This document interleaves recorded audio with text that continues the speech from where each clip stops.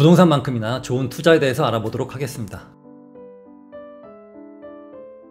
중성, 근무중, 이상무, 이거 군복 커스텀 아니고요. 글로벌 패션 브랜드에서 세일할 때 산 겁니다. 제 자산의 절반 이상은 부동산인데요. 그 외의 투자도 조금씩 하고 있습니다. 첫 번째는 달러 투자입니다. 수익률이 크지는 않지만 이게 안전해요. 달러가 망할 일은 없다고 보거든요. 특히나 이 트럼프 시대에는 환율이 더 들쭉날쭉합니다. 수익률을 더 크게 가져갈 수 있다는 의미예요. 얼마 전만 해도 1,500원까지 갔다가 지금은 1,380원대까지 떨어졌다가 또 다시 반등을 했어요. 예전에는 1,150원 정도 가면은 바로바로 샀거든요. 근데 어느 순간부터 1,300원, 1,400원이 계속 넘어서 안 샀는데 이제 다시 한번 출렁일 때가 온 것 같아서 1,300원 아래로 가면은 바로 매수를 하려고 합니다. 보통 은행 앱으로 하다 보니까 많이 사지는 못해요. 달러만 바라보고 있을 수는 없기 때문에 엔화도 같이 봅니다. 엔화는 원래 960원 아래로 가면 사고 1,100원이 넘으면 팔고 그랬는데 얼마 전에 870원까지 간 적이 있잖아요. 네, 그 기간에 분할 매수를 쭉 했습니다. 지금은 970원 정도가 되었죠. 머지않아 저는 이게 1,000원이 넘을 거라고 예상하고 있어요. 이렇게 저만의 기준을 가지고 외환 투자를 해왔는데요. 수익률은 크지 않습니다만 잃은 적이 없어요. 왜냐? 제가 산 금액보다 떨어지면 안 팔고 올라갔을 때만 팔았거든요.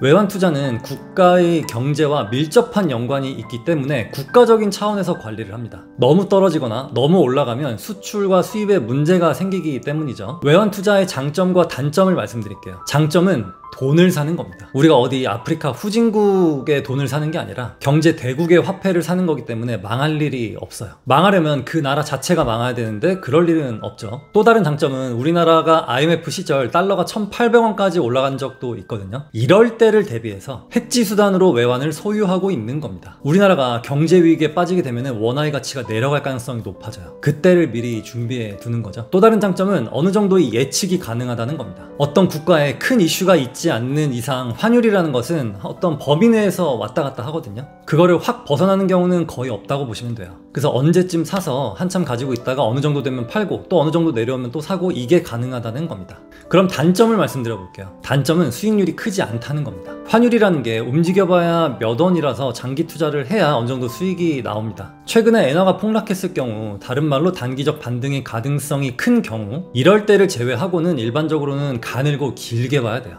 두 번째, 안 그래도 수익률이 낮은데 매매 수수료가 존재한다는 겁니다. 부동산의 취득세와 양도세 같은 개념인데요. 어쨌든 은행을 끼고 하는 거다 보니까 탈 때와 팔 때 수수료를 은행에 지불해야 합니다. 이 수수료는 은행마다 다르고요. 거래 금액마다 또 달라요. 조금 올랐는데 팔았어. 그런데 이 수수료를 내고 나니까 남는 게 없어. 이런 경우가 있기 때문에 꼭 이 부분을 확인해 보시기를 바랍니다. 네, 외환 투자의 장단점은 이 정도가 되겠습니다. 어떤가요? 좀 괜찮나요? 나는 외환 투자보다는 좀 더 공격적인 투자를 하고 싶다. 그렇다면 S&P 500을 추천드립니다. 미국 주식은 전 세계의 투자자들이 달려드는 그런 장인데요. 저는 전혀 주식을 하고 있지 않습니다만 만일 한다면 S&P 500에 꾸준히 한 달에 얼마씩 매수를 할 것 같아요. 최근에 한번 크게 떨어졌는데 또 금방 반등을 했거든요. 그만큼 회복 탄력성이 좋습니다. 그 이유는 떨어지면 사야지 라고 대기하고 있는 수요가 전 세계에 있기 때문이에요. 가끔 상담을 할 때 미국 주식이 최근 너무 많이 빠져서 물려있다 라고 하셨던 분들이 있었는데요. 그분들께는 팔지 말고 반등할 때까지 기다리라고 말씀드렸었죠. 또 다른 투자처, 요즘 뜨거운 금입니다. 저는 금은 잘 모르겠어요. 주식은 어떤 기업의 가치에 베팅을 하는 거라면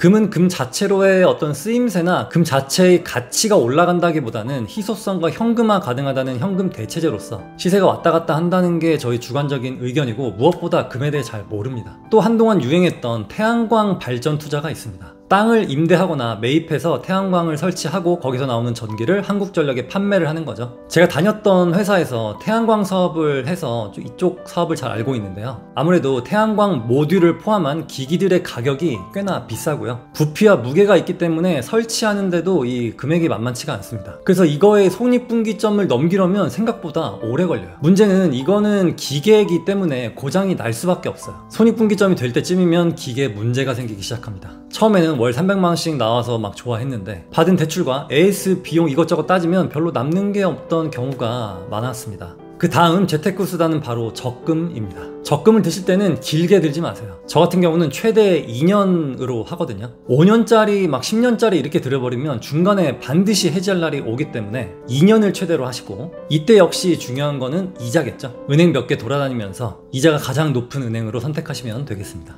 이렇게 몇 가지 재테크 수단을 봤는데요. 무엇보다 중요한 게 있습니다. 내가 종잣돈이 별로 없는데 여기저기 조금씩 하는 것은 추천드리지 않습니다. 종잣돈이 적을 때는 내가 제일 잘할 수 있는 거 하나에 집중하는 게 좋고요. 어느 정도 자산이 형성되었을 때 서서히 분배를 해나가는 게 좋습니다. 그렇다면 여러분의 첫 번째 투자 종목은 무엇인가요? 주식? 부동산? 적금? 달러? 이미 이 중에 하나를 가지고 있다면 두 번째 투자처는 어디로 하실 건가요? 오늘 한번 천천히 생각해보는 시간을 가지면서 방향성을 찾아보시는 것도 의미 있는 시간이 되겠습니다. 오늘은 여기까지.